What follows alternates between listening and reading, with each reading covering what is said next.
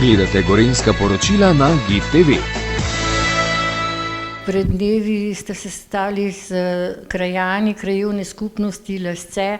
V čem je poanta tega sestanka? Ja, seveda jaz sem se udeležil tega sestanka predvsem iz enostavnega vidika, kajti investitor oziroma predstavniki investitorja Top doma iz Lesc se bojo morali preseliti, kajti na potezi je država, ki bo gradila podvoz, bom rekel, pod železnico v Lescah, in v tem delu je tudi trgovina Top doma in jasno so morali predvsem dobiti najprej oziroma kupiti zemljišče. To se nahaja v Lescah in pa zdaj se pripravlja OPPN za to območje, torej občinski podrobni prostorski načrt. Lepa predstavitev je bila predvsem strokovna iz vidika pripravljalca, to je Ržišnik in Perc, ta OPPN so pričeli delati, tako da smo jih v bistvu seznanili, zakaj gre, in pa predvsem, da je prilagojen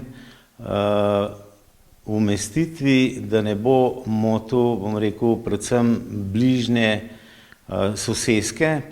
Ob tej priliki moram povedati, da v tem OPPN-ju bo tudi, je predlagano veliko parkirišče z predvsem umestitvijo tega kozolca in pa bo služilo pa predvsem namenu park and rida za kolesarsko državno stezo, ki gre točno ob teh parcelah, tako da je bila ta predstavitev res iz tehničnega in strokovnega vidika popolna. Seveda zdaj v nadaljnji postopki bojo tudi potem potekali in bo javnost seveda tudi še enkrat vključena. In v kakšnem času je potrebna ta izselitev na drugo lokacijo? Ja, zdajle bodo železnice oziroma pripravljalci v roku, pa recimo v spomladanskem roku predstavili ta projekt. Predvsem gre pa za to, da je potreben čas za umestitev tega dokumenta in pa čas za preselitev, kajti mi smo nekako optimistični, da se bo gradnja začela drugo leto in pa potem zaključila v letu 2027.